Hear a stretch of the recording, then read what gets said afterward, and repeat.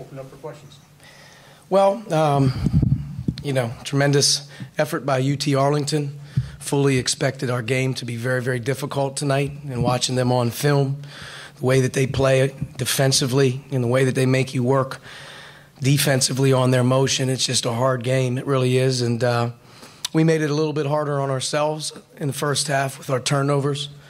And then in the second half, didn't turn it over as much, but defensively weren't as engaged as we needed to be, especially defending the three, and let some guys get hot, and they fought. But I thought the last 6 minutes, 5 minutes of the game, our leadership from Juwan stood out. Guys started to play with more energy, and were able to rally and finish the game, which is what you hope. And it was a difficult game to be a part of just due to the fact that we have so many guys not available right now that you can't sub, and you also are playing combinations that have never played together and before, out of position even at times. So I was really, really proud of the guys that were able to step up and find a way to win with some guys out there that hadn't been out there in the past, and we'll take it. We'll move on and work towards Friday against UC Davis. Mike? What's the deal with Al? And I guess Romeo, how's he doing? Al got taken out on the breakaway, or at least was knocked, out of the air, landed on his back. I don't have a report other than he said he couldn't go back in. Romeo clearly got it popped in the nose. I don't have any indication if his nose is broken or anything, but the blood and finally getting it to stop, he wasn't able to finish the game in the last 4 minutes. So that would make 7 scholarship players not available due to injury. And I don't know if I've been around that one too much, but we'll give it a go with the guys that we have. The next couple of days, we have to figure out who's ready. And, UC Davis is a good team, and we'll have to be ready for them. Jack? I know obviously you haven't gone through film or anything with guys yet, but do you have any idea yet for how you balance critiquing performances with also maybe recognizing how much some of these guys had to play tonight, especially guys like DeMazy who maybe aren't used to such big minutes? Oh, without question. I mean, Rob couldn't come out of the game. He's fatigued. He's guarding their best player. And, Romeo fatigued, couldn't come out of the game. And that's where our defense really started to get lax. We couldn't apply the constant pressure and workload and how we want to play. We got lethargic defensively, standing around. And there is going to be some critique, obviously, I think, on some of the execution things that we need to do. But there's also going to be some, realization of, it's impossible to ask some guys to do as much as we're asking them to do. But with that type of experience level, with the opportunities for these new guys to get in there and play, can only make you better down the line, as you hope. Coach, losing the bodies is obviously taxing on the program just from the standpoint of what you talked about, but from a leadership standpoint, Zach Roberts not being out there, how much is that hurting your team?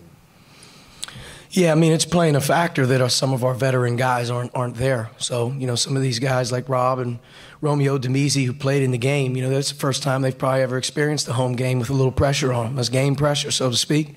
And, you silver lining, you hopefully that's good. But, without question, we need our most ready, experienced guys who have been in big games before around. And, it does take a toll on you a little bit. But, again, found a way to win.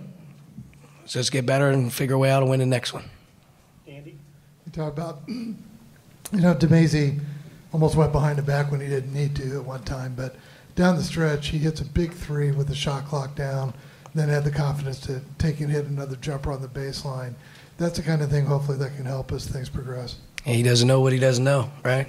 And one thing is he does have confidence in his shot. He believes he can make it. We believe he can make it. Understanding time and score and understanding game situations. He'll get better as he gets older, as he learns. But he's in there right now, and he made a big corner 3. That was a huge shot in the game. Coach, you took some time to fire up the crowd at one point in the game, and when people were starting to get a little bit nervous, just playing cheerleader a little bit. Just how do you think that helped the players down the stretch? Without question, the energy that our crowd gives our players, they feed off of. They knew in that last 7-8 minutes that we needed them. I thought they, stepped up. Obviously, we don't have school right now, so our students aren't in here. So the crowd last 6-7 minutes definitely helped us without question, and we needed it. We needed a burst, and we needed a little bit of energy to kind of get the guys going. And I think the last 5-6 minutes you saw that. You mentioned Juwan's leadership down the stretch from where he was maybe a year ago to now, how much have you seen him grow in that leadership role? I mean, just have so much confidence in him being able to come through when we need it, whether it's a basket, a catch, a rebound, a block shot.